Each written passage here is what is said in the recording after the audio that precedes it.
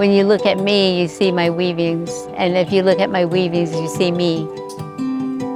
My whole life is Navajo weaving. I tried other things. Weaving was always a calling. So yat Ayşe barbatella Ornelas and Lynda kabahin shlo to hetlini bashin hanagani dashanal ashini dashase. Biltata so that nasha Sam do reteller Ayşe madoshe did outstanishla. Hi, my name is Barbatella Ornelas. I'm the Edgewater people, born for water that flows together. My grandfather's people are one who walks around and Red Bottoms clan. I'm of the Navajo tribe. I come from Tuger Hills, New Mexico, and my parents are Sam and Ruth Teller. This is who I am.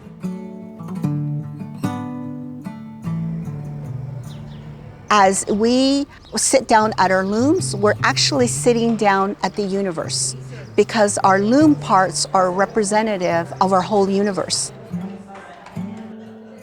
My name is Lynda Teller-Pete, and I'm a Navajo weaver. Every weaver has their own skill about how they work. The lessons from Spider Woman is you take your talents and you work with those talents to be the best weaver you can be. I started weaving when I was around 5 or 6 years old. I am the 5th generation weaver in my family.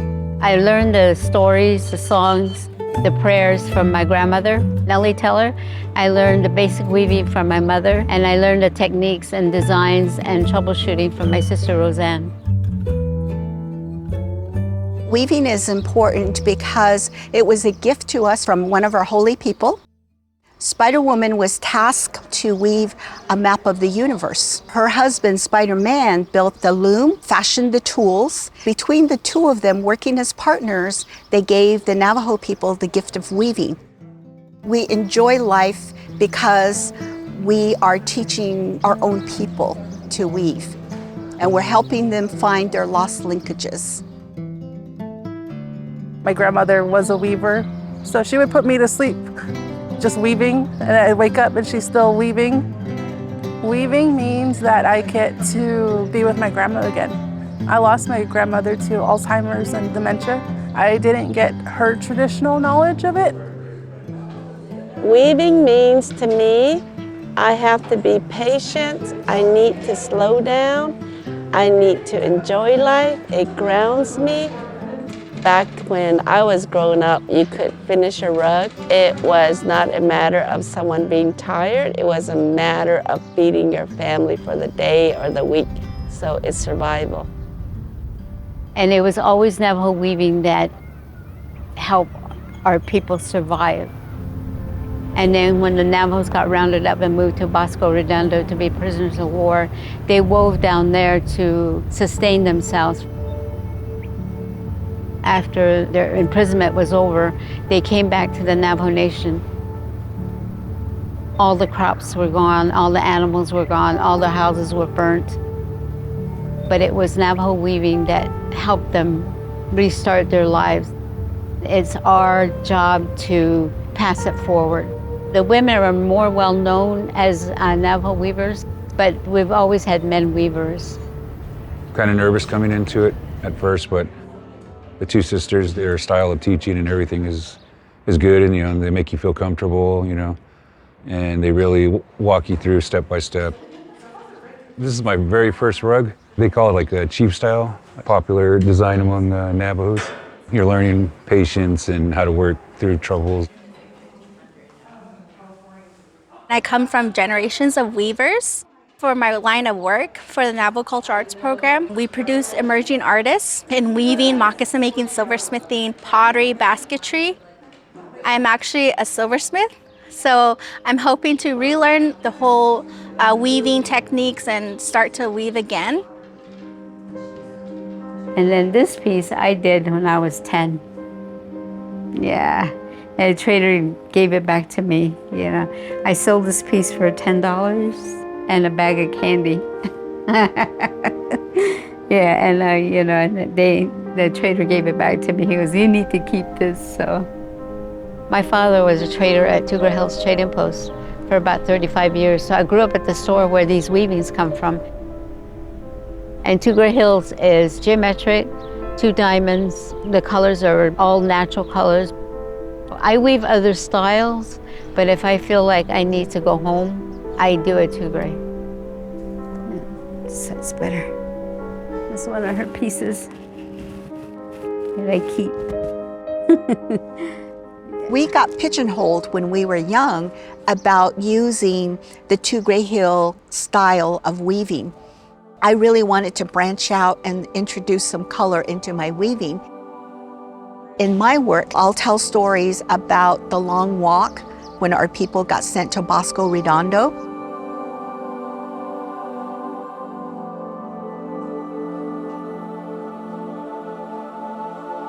I am now doing a series of women's mantas. I try to plan, but my plans do go awry sometimes when I am influenced by beautiful colors. I decided to weave the rug with the colors blue and purple and pink because I wanted to represent bisexual people in the rug design.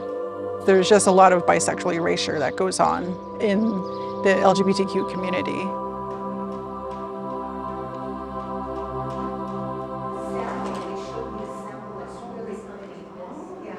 Everything has a story on the loom.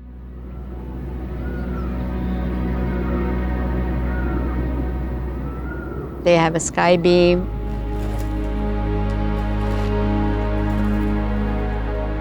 The earth beam.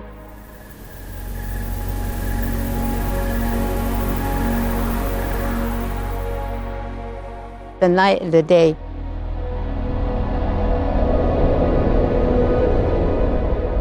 Where the fog comes in, where it's a very fertile ground. That's where the thoughts of your pattern comes from.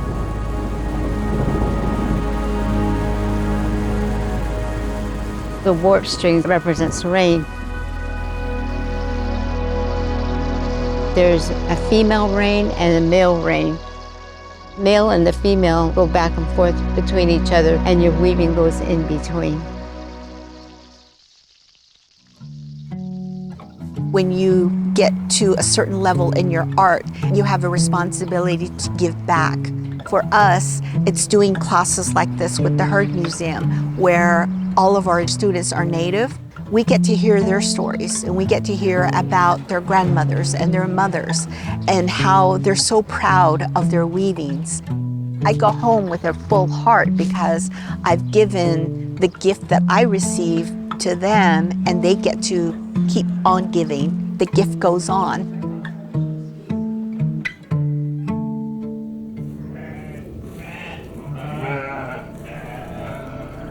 We take the wool from the sheep.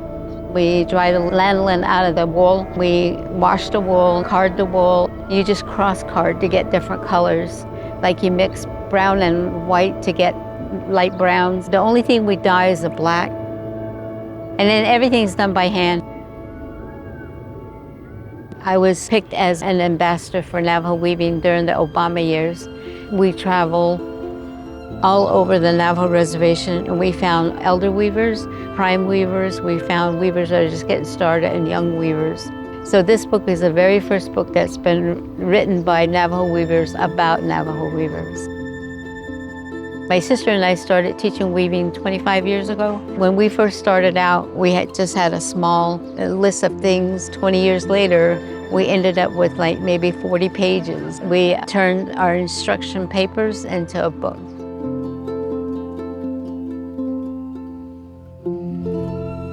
My mother is a weaver, my grandmother is a weaver, and my great-grandmothers are all weavers.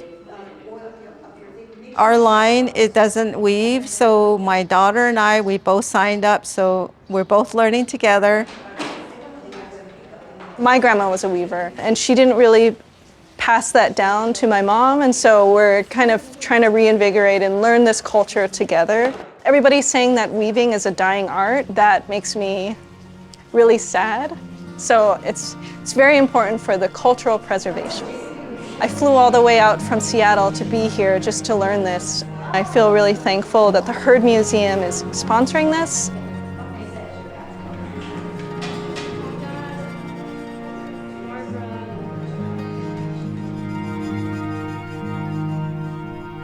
Through all the years I've been a weaver, and I've been a weaver over 50 years, my greatest accomplishment is doing what I'm doing now, teaching Navajo students the art of weaving because it's their birthright.